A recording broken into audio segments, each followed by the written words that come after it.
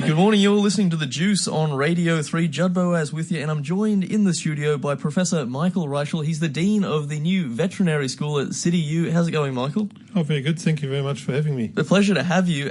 So obviously, you in many ways are living the dream job for, I think, millions of kids around the world. You're living the dream of getting to work with animals. Well, I'm not really quite sure that I'm living the dream right at the moment because I don't see too many animals. But I've just been looking at horses, for instance, the other day. So, I mean, we're obviously putting the program together as we speak. You know, we have students on board, so there's students to look after, and we're making sure that they're seeing a lot of animals.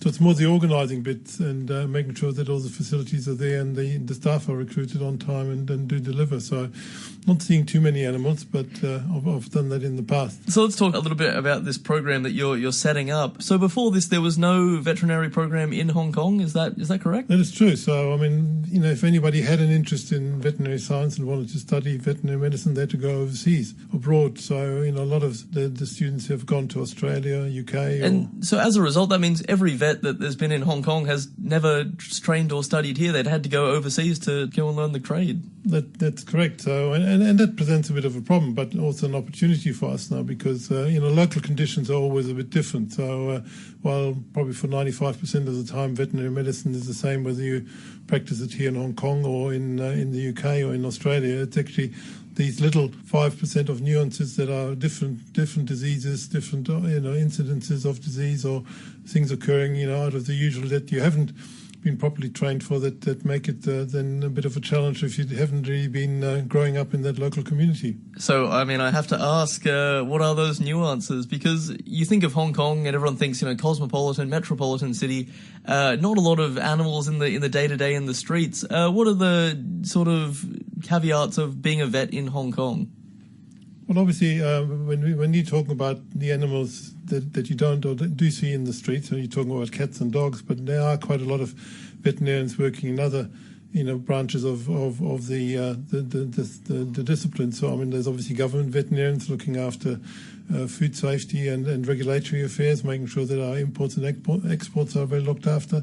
There's obviously quite a number of vets working for the Jockey Club, for instance, working with horses, but then there's also veterinarians that work for small animals and cats and dogs, and that is a population that is increasing, so that there's quite an increasing demand in that area. Right, because it's not just doing pet stuff or helping a sick pet. Obviously, that is involved, but you've also got to look at the livestock and the aquatic life and all that sort of thing as well, right? Well, that's what we're hoping to do. In fact, these particular sectors, like the livestock sector, there's pig and poultry farms in Hong Kong, there's fish farms. They don't actually have any veterinarians looking after them at the moment, and we're hoping to be able to provide that service. I mean, does that scare you a little bit, that we have no vets looking after those farms? Well, it's certainly not a desirable situation. As I said, those animals, for one, are in need of veterinary care. They should be looked after. They should be able to have the same level of care and quality of care that small animals have, or the horses at the Jockey Club. But at the moment, that's either not affordable or it's just not there. There's no service provision. But we're hoping to remedy that situation. With this program, you're hoping to remedy the situation. What is the situation? Is there a shortage of vets right now? Do we always need more people applying for these sorts of programs? There's two aspects to it. So the programs such as this are very attractive, and we do know that anything up to 200, 250 kids from Hong Kong are studying veterinary medicine as we speak, but obviously overseas. And then there's the 12 that we've recruited that are studying here locally. So there's demand from the general public, from students who want to be choosing this profession. But there's also an increasing number of veterinarians that register with the Hong Kong Veterinary Surgeons Board every year, and that number is increasing every year. So now it's about a net gain of about 50 places registration every year, and that doesn't seem to show any signs of abating. So, Professor, I want to talk a little bit about yourself, though. How did you initially get into being a vet? Was it something you'd always wanted to do from a young age, or was it something that was sort of thrust upon you? Well, nobody, I don't think, starts out wanting to be a dean of a veterinary school. That's probably something that just grows on you, as you develop over the years. But, I think I've always had a passion for animals, for veterinary and medical science.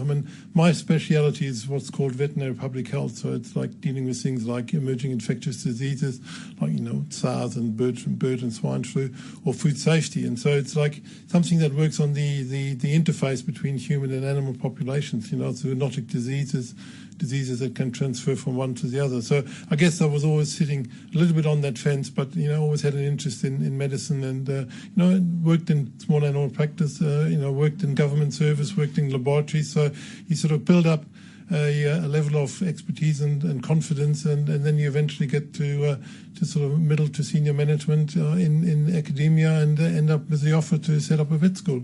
So you mentioned that you do this public health service, through animals and through the diseases that develop through microbes and that sort of thing. Can you tell us a little bit about that work? Because people are always in a panic, and especially in Hong Kong, where every second person is wearing a face mask and deathly terrified of illness. When you have diseases like avian flu or swine flu, is this the sort of area you're working in? Well, that's part of veterinary public health, the management of those diseases or the research into those diseases. But I'd like to say, look, Hong Kong is a very safe environment. It's probably one of the safest places on earth, and you don't have to worry about things sort of trying to, just being around the corner trying to kill you. But there are obviously challenges, and the government service, whether it's IFCD or the health department, are doing a brilliant job of keeping it a safe place.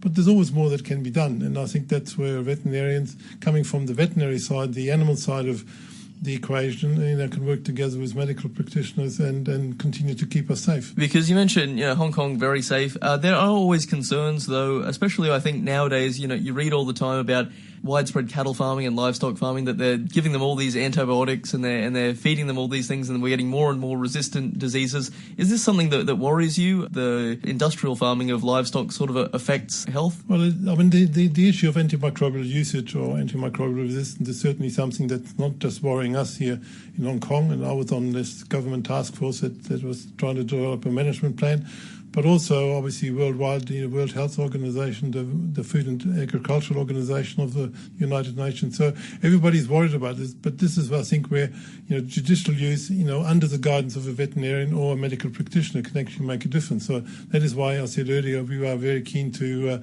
make sure that we can provide a clinical service, clinical veterinary supervision to the local farmers, and that's what we're sort of working towards with government officials now. I mean, you're on the ground here in Hong Kong, and you've set up other programs around the world, correct? Well, I worked with folks in Adelaide in Australia, setting up a vet school there. So yes, I have some prior form. I mean, you get to a new city, and if we've never had a veterinary program to train new vets before, I imagine it's quite daunting, because not only do you have to find students, not only do you have to find the facilities, but you also sort of have to work with local people, right? To say, can we poke around your animals, or help train these students by using your real life livestock to get the experience?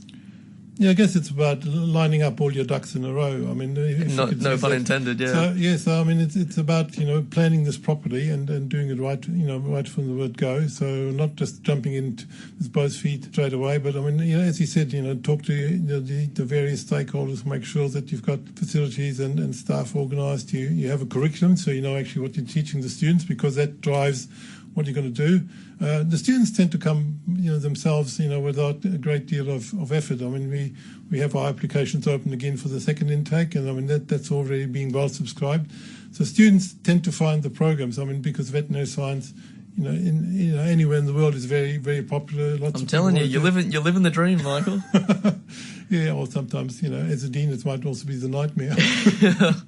No, but we're doing really well, and as I said, students tend to come because they're interested. And certainly encourage folks to look at the website, and the applications are still open, and we had a great deal of response last year. Lots of folks wanted to come, and unfortunately we could only take 12, but this year we were able to offer 20 places, and hopefully we'll be able to build it up to 30 in the following years. I'm going to try put myself in the mind of a high schooler. It was a little while ago for me, but I'm going to try and remember what it was like, just having finished school. And I feel like the option of getting into something like veterinary science is often quite daunting. And because I remember hearing when I was doing my exams, being a vet, it might be a great job, but it's incredibly difficult to do, because it's, you need crazy high test scores to even qualify for it. Is it really that exclusive? I mean, how difficult is it to pick up this program? Well, in our admission process, we're trying to strike a balance between academic prowess and achievement and actually all the other personal traits that make a good vet. So, I mean, veterinarians need to communicate well. They need to show leadership skills. They need to be able to work as part of a team or manage a team. So, I mean, there's a lot more to being a vet than, just academic achievement. And so in our admissions process, we're trying to strike a balance between the two aspects of veterinary life. So, yes, it is probably still a demanding degree. So it doesn't help us to let students into the program that are academically not well equipped and haven't got the prerequisites and haven't got an aptitude for sciences, because, I mean, inevitably they will fail. So it's striking that balance between that aspect of this being a rigorous course and difficult to do, but also making sure that we get students who are actually, leaders or potential future leaders in society. Absolutely. So I'm putting myself, just say I've applied and you've accepted me graciously. Yeah. Thank you so much, Dean. I appreciate it. Yeah, sure. However, I do want to know, I mean, what sort of things can I expect in this program? What sort of activities, facilities? I mean, I'm going into this blind. What do students get out of this program? Well, there's certainly, and particularly important here for Hong Kong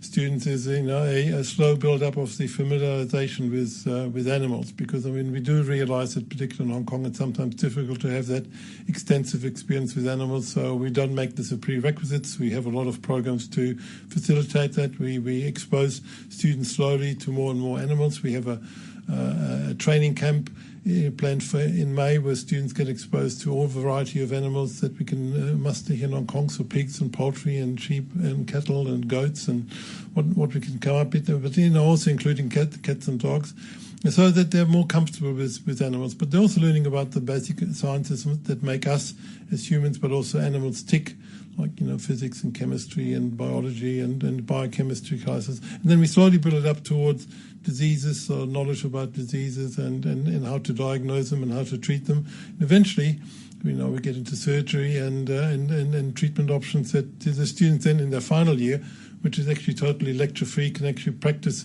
in our various clinics, in our facilities, so that they feel confident that they can perform what we call the day one skills, can work actually from the first day competently as a professional in society. So what are some of those day one skills? I'm curious. I mean, what do you need to know how to do? Well, you need to be able to, assess an animal, to properly diagnose a disease. So first examine it properly, be able to diagnose a disease, and then develop a treatment plan. You might not, you might also be able to say, well, this is actually testing the limits of my current competency, and I pass it on and refer to a more senior veterinarian or a specialist. But I mean, it's being able to deal with what comes through the door on day one. And that can be a surprise. You mentioned that because I feel like part of the reason being a vet can be so difficult is because doctors, they have it easy. They deal with one species. You guys, you can have to deal with many different species, many different kinds of anatomy. How long does it take you to come to grips with, you might have a dog or a bird or a pig or a snake or something coming through the door? Well, we hope to be able to get that first bit, that you recognise what kind of animal comes what through animal the door it is very early on. But I guess it's part of that 6-year program. So it's 6 years. 6-year BVM, Bachelor of Veterinary Medicine program, and that's sort of in line with what is currently happening in the rest of the world. So that's part of being an internationally accredited program. I mean, there are 4-year courses around, 5-year courses, but most of the internationally accredited courses that you can either get into in Europe or in the United States or in Australia would require you to spend at least 6 or 7 years to work towards a qualification that allows you to practice your profession. As I said, I mean, we're building up from the basic building stones of understanding how the various body systems tick to then diagnosing diseases in various species, and then you sort of start to fan out into different diseases in different species and different options for treatment. And hopefully then you not only recognise what animal comes through the door, but you can also treat it. Yeah, absolutely. If your snake has swallowed something, that you'll be able to treat it. Just want to wrap things up, but I do want to know, because I think this is such a great opportunity for people that are interested in it and are passionate about helping animals. Well, what's the real upside to it? What are some highlights of your career that you've gotten to do that you think would really encourage people to, I want to do that? I mean, it might not appeal initially to folks when they're starting to get into the program, but really, as I said earlier, our veterinary profession is more or less the same in wherever you work. So I mean, whether you want to work in Africa, and I've worked in Africa with larger beasts, or in the Falkland Islands with little penguins. I mean, you can actually use this as a passport to travel. So it's actually a fantastic opportunity to go around the world, experience different cultures and different animal populations. So I mean, that's the thing that I quite liked about it. But I mean, that's just me. So I mean, I've worked in Australia, New Zealand, the Falkland Islands, in East Africa, in Europe, in Switzerland, and Germany. But it's also something that you can quite happily do in Hong Kong for the rest of your life. So I mean, and it still varies. I mean, because you don't know whether it's a dog, a cat, or a snake coming through the door on any one occasion.